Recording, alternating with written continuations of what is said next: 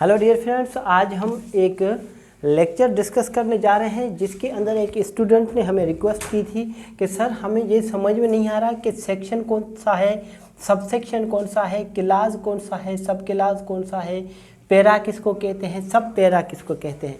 जब हम सेक्शन पढ़ते हैं ना तो अक्सर स्टूडेंट्स, अक्सर एडवोकेट्स को ये मालूम नहीं होता है कि हम कौन सा सेक्शन पढ़ रहे हैं और किसको हम जो हमारे पास सब सेक्शन होते हैं, क्लास होते हैं, उन सबको वो सेक्शन ही कहते रहते हैं।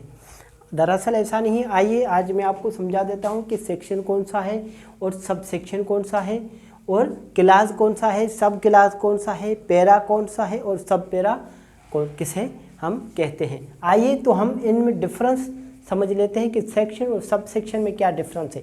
जो मेन फॉर एग्जांपल कोई भी हमारे पास सेक्शन है, फॉर एग्जांपल 5 है, 10 है, 20 है, जो भी है वो सेक्शन है।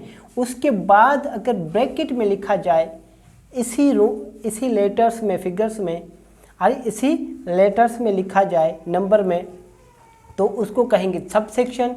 अगर उसके बाद भी अगर कुछ चीज़ें और डिवाइड हो रही हैं तो फिर वो हो जाएंगी हमारे पास क्लास, जिसको हमारे पास है स्मॉल ABC से हम शो करेंगे।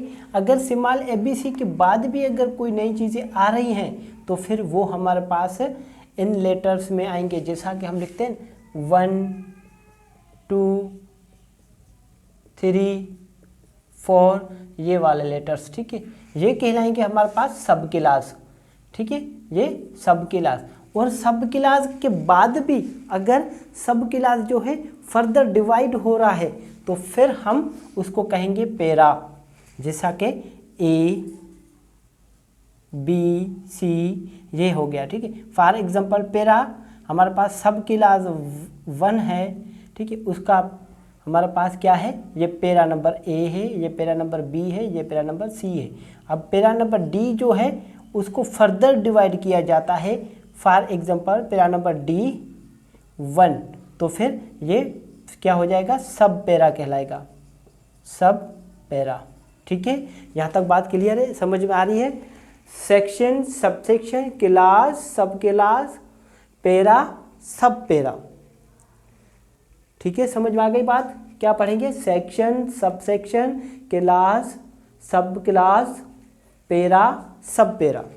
आइए देख लेते हैं हम, जैसा कि आइए हमारे पास गार्जियन अवार्ड्स एक्ट है, उसका हम सेक्शन नंबर 11 देखेंगे। आप सेक्शन नंबर 11 आप देखेंगे तो फिर उसका सब सेक्शन नंबर 11 क्या बात करता है, आइए देख लेते हैं। इसकी टाइटल क्या है, procedure on admission of application, procedure on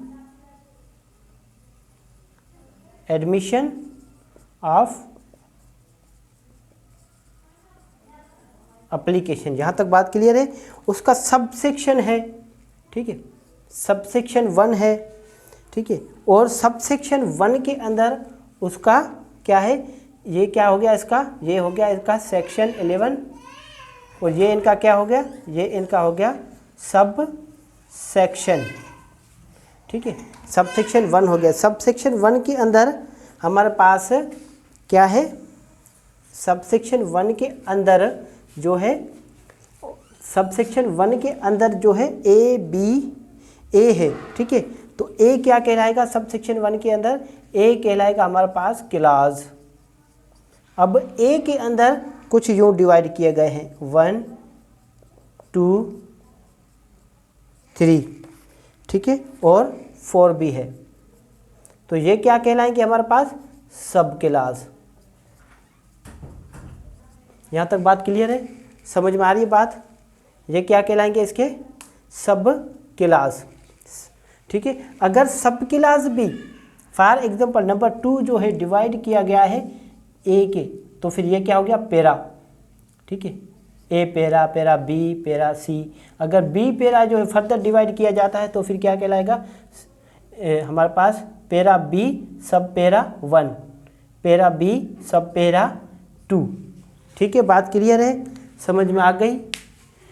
हम इसी तरह ही पढ़ेंगे। फॉर एग्जांपल हमारे पास कोई सब सेक्शन, सब हमारे पास क्लास A है, जिसके अंदर कोई चीज़ डिफाइन की गई है, एप्लीकेशन हम दे रहे हैं। फॉर एग्जांपल हम एप्लीकेशन 5 सबसेक्शन 1 क्लास ए की देते हैं, तो क्या लिखेंगे, अंडर सेक्शन 5 सबसेक्शन 1 और ब्रैकेट में लिखें क्लास ए। इसको कैसे पढ़ेंगे, सेक्शन 5 सबसेक्शन 1 क्लास ए की एप्लीकेशन हमने दी है।